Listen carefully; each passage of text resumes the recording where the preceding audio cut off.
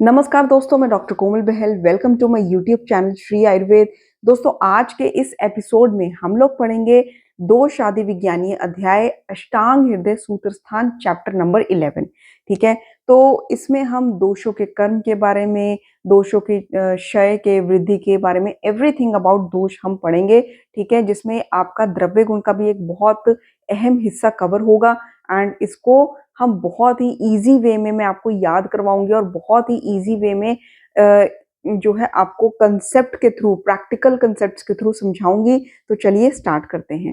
तो दोस्तों, सबसे पहले हम दोष आदि विज्ञानीय, जैसा कि नाम ही बताता है कि इसमें दोषों के बारे में बताया गया है, धातु के बारे में भी बताया गया है। दोष आदि मतलब कि दोष, धातु, मल, ठीक है, इन सब के बारे में बताया गया है। और इसमें सबसे पहले हम प्राकृतिक दोषों के कर्म पढ़ेंगे कि जो दोषों का प्राकृतिक कर्म, नेचुरल कर्म होता है, वो क्या होता है, जो कि हमारी बॉडी के लिए हितकर होता है, बॉडी की फंक्शनिंग के लिए बहुत ज़रूरी होता है। जैसे कि उत्साह, उच्छ्वास, निश्वास, चेष्टा, ये वायु का कर्म है। ठीक है, अब चेष्टा बॉडी की होनी और रेस्पिरेटरी सिस्टम को मतलब सांस लेना, ब्रीदिंग एक्टिविटीज़, ये सारे वायु के कर्म होते हैं जो कि हमारे जीवन के लिए बहुत इंपॉर्टेंट होते हैं। ठीक है, तो वायु का प्राकृतिक कर्म क्या है? उत्साह, उच्छ्वास, निश्वास, चेष्टा, धातुओं की सम्यक गति होना। ठीक है, एक धातु को दूसरे धातु मतलब दूसरी जगह तक पहुंचाना। ठीक है, इंद्रियों का अपने विषयों का ग्रहण करना। ठीक है, वेरी इंपॉर्टेंट। तो ये सारे कार्य होते हैं वायु के। उसी तरह से पित्त का क्या प्राकृतिक कार्य होता है? ऊष्मा, दर्शन, क्षुधा, तृष्णा। ठीक है, और श्लेष्मा का क्या कार्य होता है? स्थिरता। ठीक है, एक स्टेबिलिटी लेना और लाना, स्निग्धता लाना और संधियों का बंधन करना। ठीक है, तभी हमारे जॉइंट्स में जो है कफ, श्लेष्मक कफ होता है। ठीक है, एक लुब्रिकेटिंग जो फ्लूइड होता है, दैट इज कॉल्ड श्लेष्मक कफ। तो संधियों का बंधन करना, स्थिरता लाना और स्निग्धता लाना, ये श्लेष्मा का प्राकृतिक कार्य होता है। अब धातुओं का क्या प्राकृतिक कार्य होता है? Very very very important concepts हैं क्रिया शरीर के। ठीक है, और आपको अच्छे से मैं आपको समझाने वाली हूँ। जैसे कि रस का क्या कार्य होता है? प्रीणन करना। अगर मैं आपको स्पेसिफिकली पूछूं कि कौन से रस का कार्य प्रीणन करना होता है, तो वो है अम्ल रस का। ठीक है, और रक्त का क्या कार्य होता है? जीवन देना। मांस का लेपन करना, मेद का स्नेहन करना। मांस का लेपन करना, मेद का स्नेहन करना। अस्थियां, जो स्केलेटन सिस्टम होता है वो बॉडी को धारण करता है। ठीक है, अस्थि का धारण करना, मज्जा का पूरण करना। अस्थियां खोखली होती हैं, इनके बीच में मज्जा जो है वो रहती है, बोन मैरो रहता है जो कि अस्थियों को भरता है, अस्थियों को पूर्ण करता है। ठीक है, और शुक्र का क्या कार्य होता है? गर्भ उत्पादन करना। ये आप गैस कर लेंगे। ठीक है, तो रस का कार्य क्या होता है? प्रेरण करना, रक्त का जीवन देना, मांस का लेपन करना, मेद का स्नेहन करना, अस्थि का धारण करना, मज्जा का पूरण करना और शुक्र का गर्भ उत्पादन करना। मलों का क्या कार्य होता है? दोस्तों, जो मलों का कर्म होता है, मलों में 3 मल हम पढ़ेंगे, पुरीश और मूत्र एंड स्वेद। पुरीश का अवष्ठम्भ करना, वेरी इंपॉर्टेंट की पॉइंट, प्लीज रिमेंबर इट। ठीक है, बहुत बार आने वाला है। मूत्र जो है क्लेद वाहन होता है। दोस्तों, ये जो की पॉइंट्स होते हैं ना, ये समझ लीजिए कि ये हुक्म का इक्का होते हैं, जो कि अगर आपके पास जितने ज़्यादा है, मतलब आपने अपने ब्रेन में जितने ज़्यादा इनको फिक्स कर लिया, तो आपकी जीत पक्की है। ठीक है, तो पुरीश जो है ये अविष्ठम्भ का कार्य करते हैं। मूत्र जो है ये क्लेद वाहन का कार्य करते हैं। ठीक है, क्लेद का वाहन करते हैं, क्लेद को निकालते हैं। और वहीं पर जो स्वेद होता है ये क्लेद की विद्धृति करता है, मतलब कि क्लेद उत्पन्न करता है। क्लेद विद्धृति स्वेद का कार्य है और मूत्र क्लेद वाहन का कार्य करते हैं और पुरीश जो है अविष्ठम्भ का कार्य करती है। फिर उसके बाद हम पढ़ेंगे कि जैसे अस्थियों में वात दोष बहुत ज़्यादा प्रधान रूप में रहता है, जो पित्त दोष है वो स्वेद और रक्त में रहता है, और मांस आदि बाकियों में कफ दोष रहता है। ठीक है, अस्थि में वात, पित्त में स्वेद और रक्त दोष होता है। सॉरी, पित्त दोष स्वेद और रक्त में होता है और मांस आदि में कफ दोष होता है। ठीक है, दोष धातु मल की वृद्धि में लक्षण क्या होते हैं? ठीक है, वात की अगर नेचुरल फॉर्म में है, ठीक है, प्राकृतिक है, तो बहुत ही अच्छा कार्य करती है। हमने पढ़ा उत्साह, उच्छ्वास, निश्वास वगैरह। लेकिन अगर वायु की वृद्धि हो जाती है तो इसमें क्या होता है? काशर्य, वेट लूज होने लगता है। कृष्णता, कॉम्प्लेक्शन डार्क होने लगता है। इंद्रिय भ्रंश होने लगती है, भ्रम होने लगता है। प्रलाप होने लगता है, निद्रा भ्रंश होने लगती है। ये जो वर्ड है ना निद्रा भ्रंश, ये ज़रूर याद रखिएगा। क्यों? क्योंकि जो वात वृद्धि होती है उससे निद्रा भ्रंश हो जाएगी, पित्त की वृद्धि होती है उससे अल्प निद्रा हो जाएगी, लेकिन कफ की वृद्धि में अति निद्रा हो जाएगी। ठीक है, तो कफ में तो आप गेस कर लेंगे कि अति निद्रा है, लेकिन वात में निद्रा भ्रंश और पित्त में अल्प निद्रा, ये आपने हमेशा याद रखना है। ठीक है, तो बॉडी कॉम्प्लेक्शन डार्क होने लगता है, कृष्णता आने लगती है, काशर्यता आने लगती है, इंद्रियों का भ्रंश हो जाता है। जहाँ पे ये प्राकृतिक रूप में इंद्रियों को अपने विषयों को ग्रहण करने में हेल्प करता है, वहीं पे वृद्धि रूप में ये इंद्रियों को भ्रंश कर देता है। ठीक है, बुद्धि भ्रष्ट कर देता है कहने का मतलब, और भ्रम उत्पन्न करता है, प्रलाप करने लगता है व्यक्ति। ठीक है, और काशरता कृष्णता, ये सारे लक्षण होते हैं। पित्त की वृद्धि में क्या होता है? अल्पनिद्रता एंड पीत विण मूत्र नेतृत्व त्वक, ये आप याद कर लेंगे, या फिर बिना नहीं भी याद करेंगे तो आप गैस कर लेंगे। ठीक है, नेत्र और त्वचा, मूत्र, पुरीश, ये सब पीत वर्ण के हो जाते हैं। ठीक है, और इसके साथ अल्पनिद्रता। कफ की वृद्धि में क्या होता है? अति निद्रता होती है, अग्नि सदन होता है। कफ बढ़ेगा तो पित्त कम होगा, डाइजेस्टिव फायर स्लो होगी, आलस्य आ जाता है, गौरवता, शरीर में भारीपन होता है, और श्वास कास, ये सब प्रॉब्लम्स आती हैं। ठीक है, धातुओं की वृद्धि में क्या होता है? धातुओं की वृद्धि में जैसे कि पहला जो धातु है, इसमें मैं आपको बताना चाहूँगी कि सॉरी, ये धातुओं की वृद्धि नहीं है, ये मल की वृद्धि है। ठीक है, तो मलों की वृद्धि में क्या होता है कि पुरीश की वृद्धि में कुक्षी में आधमान होता है और आटोप होता है। ये शब्द है ना आटोप, बहुत कन्फ्यूजन करता है। जब आपको सारा सिलेबस जो है उसको लर्न करके तैयारी करके एमसीक्यूज जब आप सॉल्व करते हैं तब कन्फ्यूजन बहुत तगड़े वाला होता है। तो पुरीश वृद्धि जो है ना ये आटोप करता है, आटोप पुरीश, ये आपने याद रखना है। कुक्षी में आधमान और आटोप। मूत्र वृद्धि से बस्ती निस्तोद। ठीक है, कृत्यम अकृत्यम संज्ञताम, मतलब कि यूरिन पास करने के बाद भी ऐसा महसूस होता है कि जैसे यूरिन पास करना है। ठीक है, कृत्य अकृत्यम संज्ञतम, और फिर वस्ती निस्तोद। और फिर स्वेद की वृद्धि से क्या होता है? ऑब्वियसली स्वेद बढ़ेगा तो अति स्वेद होगा, दुर्गंधता आएगी, खारिश, कंडू होगा। ठीक है, तो ये स्वेद की वृद्धि के लक्षण हैं। तो ये मल वृद्धि के लक्षण हैं। नेक्स्ट है कि जो दोष धातु मल के क्षय के लक्षण क्या होते हैं। देखिए, अगर वात का क्षय होता है, ठीक है, वात का क्षय होता है तो अल्पभाषी होगा, संज्ञा, मोह और कफ विकार होंगे। पित्त का क्षय होगा तो प्रभा हानि होगी और अग्नि मंद होगी। कफ का क्षय होगा तो शून्यता आएगी, हृदय द्रव होगा, और श्लथ संधिता, संधियाँ ढीली पड़ जाएंगी। ठीक है, जॉइंट्स में प्रॉब्लम होएगी जहाँ पे कफ को प्रॉब्लम होगी। तो श्लथ संधिता, हृदय द्रव और शून्यता। धातु क्षय में क्या होता है? जैसे रस का क्षय हो गया, वेरी इंपॉर्टेंट। शब्द असहिष्णुता, ठीक है, ऊंचे शब्दों को सुनने की सहन शक्ति ना होना, शोष होना। रक्त का क्षय होगा तो अम्ल और शिशिर प्रीति, ठीक है, ठंड और खट्टी चीज़ें, ये दोनों से लगाव होगा, दोनों की इच्छा होगी। सिरा शैथिल्य और रुक्षता।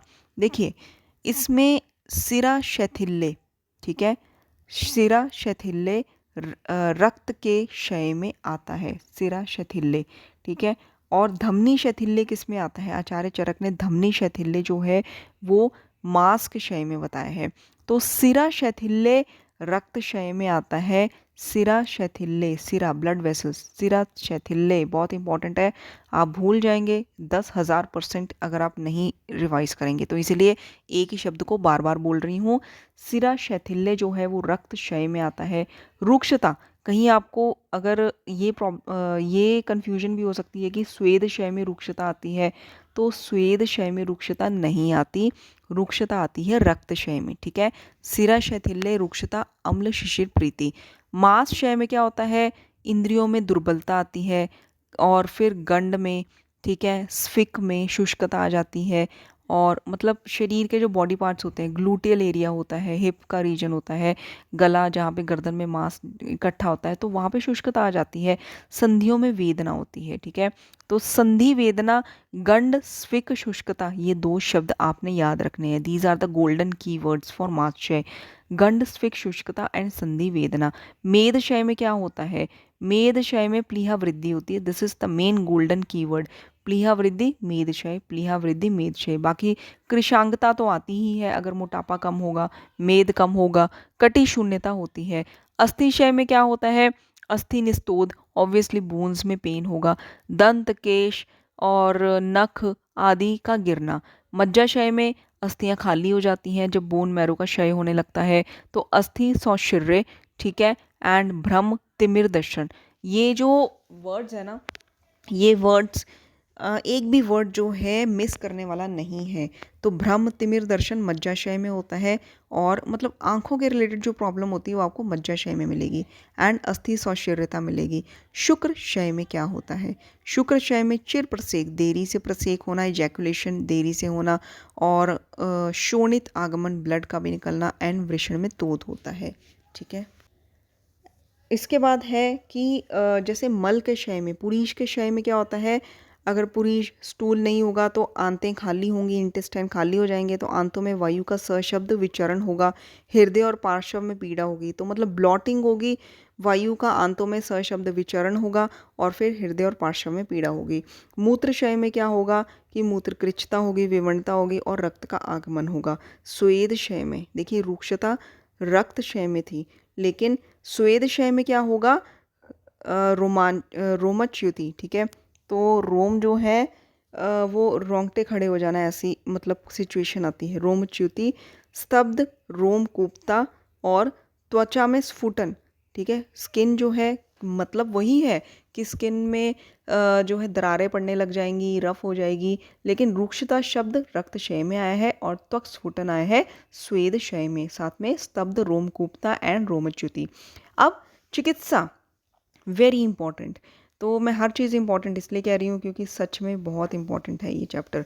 तो चिकित्सा जो है, रक्त की वृद्धि में क्या होगा, तो हमने रक्त को निकाल देना है। अगर रक्त वृद्धि होगी तो हमने रक्त विस्त्रावन कर देना है, और साथ में रक्त और पित्त जो है ये आश्रयश्री भाव कहलाते हैं, तो हमने रक्त की वृद्धि में विरेचन करना है। तो रक्त विस्त्रावन एंड विरेचन इन रक्त वृद्धि।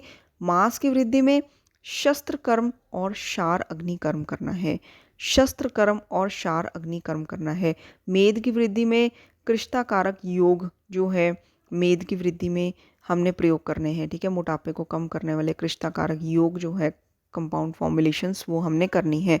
और अस्थि की वृद्धि में क्या होगा कि दूध और घृत का सेवन करना है, क्योंकि अस्थि मतलब वायु की अस्थि और वायु आश्रयश्री भाव है, ठीक है, तो दूध और घृत का सेवन करना है। तिक्त रस की वस्ती देनी है, वेरी इंपॉर्टेंट। पुरीश की वृद्धि में क्या करना है हमने, पुरीश की वृद्धि में, पुरीश बहुत ज़्यादा, स्टूल बहुत ज़्यादा आ रहा है तो अतिसार की चिकित्सा करनी है। पुरीश के क्षय में हमने यव गोधूम का सेवन करना है, क्योंकि यव और गोधूम दोनों पुरीश को बढ़ाने में काफ़ी ज़्यादा फेमस हैं, यव गोधूम। मूत्र की वृद्धि में हमने बार बार फ्रीक्वेंटली यूरिन पास हो रहा है तो डायबिटीज़ की चिकित्सा करनी है, ठीक है, डायबिटिक ट्रीटमेंट देना है, प्रमेय चिकित्सा करनी है। मूत्र के क्षय में हमने मूत्र कृच्छ की चिकित्सा करनी है। स्वेद के क्षय में अगर स्वेद कम आ रहा है तो एक्सरसाइज करो, व्यायाम करो, अभ्यंग करो, ठीक है, और मद्यपान करो। तो ये सारी चीज़ें हमने स्वेद के क्षय में करनी है। फिर उसके बाद है कि मल आयन। मल आयन कितने होते हैं, 9 होते हैं, ठीक है। सिरे प्रदेश में 7 होते हैं, और 2 होते हैं मल और मूत्र मार्ग, ठीक है। शिर प्रदेश में 7 एंड 2 होते हैं मल और मूत्र मार्ग। ओजस, ओजस शिर प्रदेश में आई होप आपको समझ आ गया होगा 7 कैसे हैं। 2 नॉस्ट्रल्स हैं, 2 ईयर हैं, 4, ठीक है, और 1 माउथ है, 5, और 2 आंखें हैं, ठीक है। और ओजस, ओजस्तु तेजो धातु नाम शुक्रांता नाम परम स्मृतम, ठीक है। हृदयस्थमपि व्यापी देह स्थिति निबंधनम, ठीक है। जो धातुएं होती हैं, ठीक है, रस से लेकर शुक्र तक धातुओं का जो परम तेज होता है उसको ओज कहते हैं। ओजस्तु तेजो धातु नाम शुक्रांता नाम परम स्मृतम, ठीक है, परम तेज होता है रस से लेकर शुक्र तक धातुओं का, उसको ओज कहते हैं। हृदय स्थमपि, हृदय में स्थित रहती है, ठीक है, और पूरे देह में विचरण करती है लेकिन हृदय में स्थित रहती है। हृदय स्थमपि व्यापी देह स्थिति निबंधनम। ओज के गुण क्या होते हैं, ओज होती है स्निग्ध होती है, सोमात्मम होती है, मतलब सोम, स्निग्ध और शुद्ध होती है। शुद्ध ओज जो होती है उसका कलर क्या होता है, ईशम लोहित पीतकम, ठीक है, ईशम लोहित पीतकम, ठीक है। जैसे कि हम आचार्य चरक ने ओज का जो वर्ण दिया है वो हम RIP करके याद करते हैं, मतलब अ, रक्तम ईशत पीतकम, ठीक है, RIP, रक्तम ईशत पीतकम फॉर आचार्य चरक, जो उन्होंने ओज के लिए कहा है। लेकिन यहाँ पे वाग्भट जी ने कहा है कि ईशत लोहित पीतकम, ये शब्द याद रखिएगा, वेरी इंपॉर्टेंट। बाकी स्निग्ध होती है, सोम होती है, ये आप याद गेस कर ही लेंगे, ठीक है। मेन इसमें है ईशम लोहित पीतकम। फिर उसके बाद ओज का क्षय। तो ओज का क्षय जो है उसमें कारण क्या होता है कि जैसे बहुत ज़्यादा चिंता करनी, बहुत ज़्यादा स्ट्रेस लेना, बहुत ज़्यादा गुस्सा करना, क्षुधा, ठीक है, भूखे रहना, तो इससे ओज का क्षय रहता है। और लक्षण क्या होते हैं? विभेति, डरने लग जाता है इंसान, दुर्बल हो जाता है। अभीक्षणम ध्यायति, अभीक्षणम का मतलब क्या होता है? बार बार ध्यान लगाना, मतलब बार बार चिंता करनी, इंद्रियों का व्यथित रहना, उसकी छाया भी दुच्छाया हो जाती है, कॉम्प्लेक्शन बेकार हो जाता है उसका, क्षमता जो है कम हो जाती है, और दुर्मना, किसी भी चीज़ में मन नहीं लगना। विभेति, दुर्बल, अभीक्षणम ध्यायति, व्यथित इंद्रियां, दुच्छायो क्षमता, दुर्मना। चिकित्सा क्या होती है इसकी? चिकित्सा में हम पढ़ेंगे जो जीवनीय औषधियाँ प्रयोग करनी है, शीर, मासरस, इनका प्रयोग करना है। और ओज की वृद्धि से क्या होता है? तुष्टि, पुष्टि, बल का वर्धन, ये सब जो है ओज की वृद्धि के लक्षण हैं।